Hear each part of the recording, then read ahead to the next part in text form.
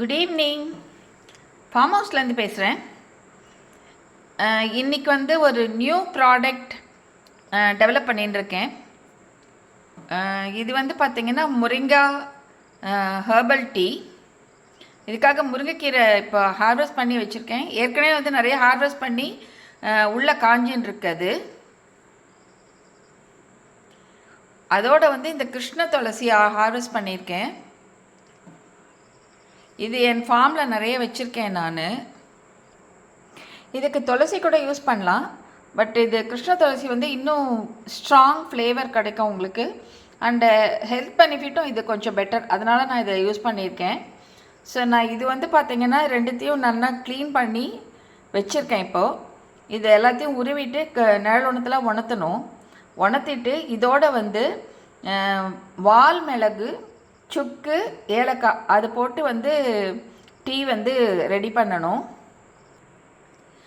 ஏற்கனவே நான் வந்து ஒரு பேட்ச் ரெடி பண்ணி டேஸ்ட் பண்ணியும் பார்த்துட்டோம் நாங்கள். நல்லா ஃப்ளேவர்ஃபுல்லாக இருக்குது. இதுக்கு வந்து பார்த்திங்கன்னா ஒரு சின்ன டீஸ்பூன் அளவுக்கு போட்டால் போதும் ஒரு கப்புக்கு. இது ரொம்ப சின்ன டீஸ்பூன், இந்த அளவுக்கு போட்டால் போதும். இதுக்கு நம்ம வந்து ஒரு கிளாஸ் அளவுக்கு தண்ணி கொதிக்க வச்சு, மேபி ஒரு 200 ml அளவுக்கு தண்ணி கொதிக்க வச்சு, இது ஒரு சின்ன டீஸ்பூன் அளவுக்கு அதில் போட்டு ஒரு நிமிஷம் கொதிக்கணும். அப்புறம் ஆஃப் பண்ணிவிட்டு ஒரு 2 minutes அது ஸ்டீப் ஆகணும்.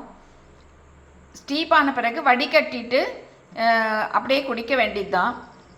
உங்களுக்கு வந்து ஸ்வீட்னஸ் வேணும் அப்படின்னா நீங்கள் இதோட ஹனி சேர்த்துக்கலாம். நாங்கள் ஃபஸ்ட்டு என்ன பண்ணேன்னா, இங்கே ஹனி இல்லை, நான் அதனால் அப்படியே க்ரீன் டீ மாதிரி குடிச்சு பார்க்கலாம் அப்படின்னு சொல்லிட்டு நான் டேஸ்ட் பண்ணேன்.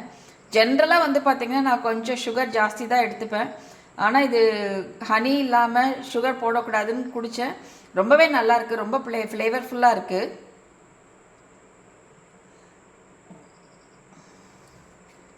ஸோ இப்போ இது நான் வந்து கன்சியூம் பண்ணின்னு இருக்கேன். So I thought like I will extend that அப்படிங்கிற மாதிரி. அதனால் நான் இன்றைக்கி வந்து பார்த்திங்கன்னா போக வச்சு கிருஷ்ண துளசி எடுத்துன்னு வந்தேன்.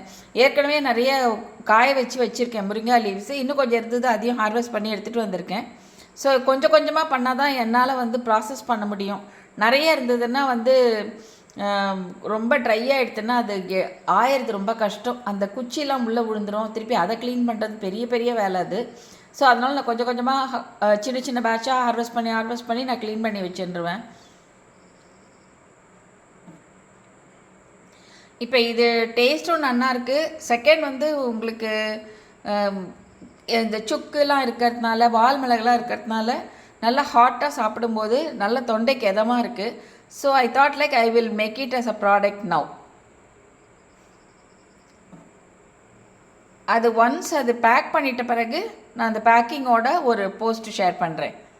தேங்க்யூ.